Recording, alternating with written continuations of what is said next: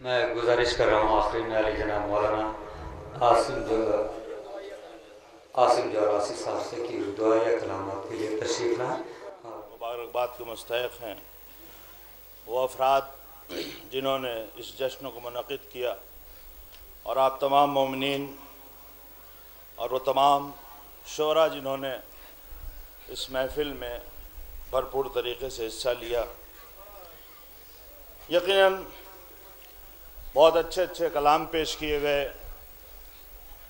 بعض شعراء نے خدا سے قریب کیا، بعض نے توحید کا پیغام سنایا، بعض نے فضائل اہل بیت اس طرح سے بیان کیے کہ ان فضائل نے ہمیں دین سے اور زیادہ قریب کیا۔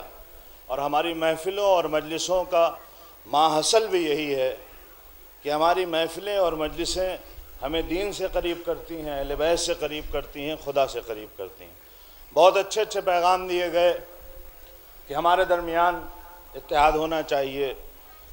جو لوگ کم علم ہیں انہیں علماء پر انگلی اٹھانے کا کوئی حق نہیں ہے، اور یقیناً یہی سب سے بڑی ہماری مشکل ہے کہ جو لوگ کم پڑھے لکھے ہیں یا جو ایک دم ان پڑھ ہیں وہ ہمارے ان مجتہدین پہ انگلی اٹھاتے ہیں جن کی ساری زندگی اسی قرآن، انہی روایتوں اور انہی اہل بیت کی سیرت کے درمیان گزری ہے۔ لہٰذا بہت اچھے پیغام دیے گئے۔ ہو سکتا ہے نظریاتی اختلاف ہو۔ ابھی شرر بھائی نے کہا کہ ایک ممبر وہ ہے کہ جس سے فضائل بیان کیے جاتے ہیں، اور ایک ممبر وہ ہے جس سے مسائل بیان کیے جاتے ہیں۔ عزیزوں، ہمارے ہاں دو ممبر نہیں ہیں، ایک ممبر رسول ہے، اسی سے فضائل بھی بیان کیے جاتے ہیں، اسی سے مسائل بھی بیان کیے جاتے ہیں۔ یہی ممبر رسول مسجد نبوی میں تھا تو ہمیں وہاں سے شریعت ملی، یہی ممبر رسول مسجد کوفہ میں آیا تو وہاں سے ہمیں فضائل اہل بیت ملے۔ یعنی جہاں جہاں ممبر ہے وہاں شریعت بھی ہے، وہاں فضائل بھی ہیں، وہاں دین بھی ہے، وہاں اہل بیت کی عظمت بھی بیان کی جائے گی۔ بس بہت زیادہ عرض نہیں کرنا ہے، یقیناً بہت وقت گزر چکا ہے۔ بارگاہ خداوندی میں دونوں ہاتھوں کو بلند کر کے دعا کیجئے۔ بار الہ، جس طرح سے ہم نے یہ شب اہل بیت کی یاد میں گزاری ہے، اسی طرح سے پوری زندگی ہماری اہل بیت کے بتائے ہوئے رستے پہ گزر جائے۔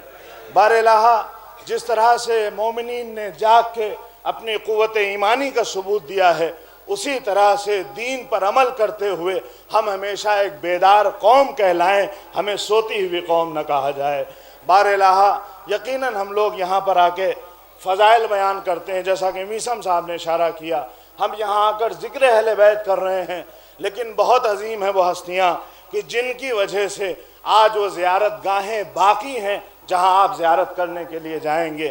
نہ جانے کتنے نوجوان ایسے ہیں، ہم تو یہاں سے یہ دعا کرتے ہیں اکثر کہ اے کاش ہم کربلا میں ہوتے تو اپنی جانوں کا نذرانہ پیش کرتے، لیکن عزیزوں، جنہیں نذرانہ پیش کرنا ہے وہ کربلا کا انتظار نہیں کرتے ہیں، وہ آج بھی مقامات مقدسہ کو بچانے کے لیے اپنی جان کا نذرانہ پیش کر رہے ہیں۔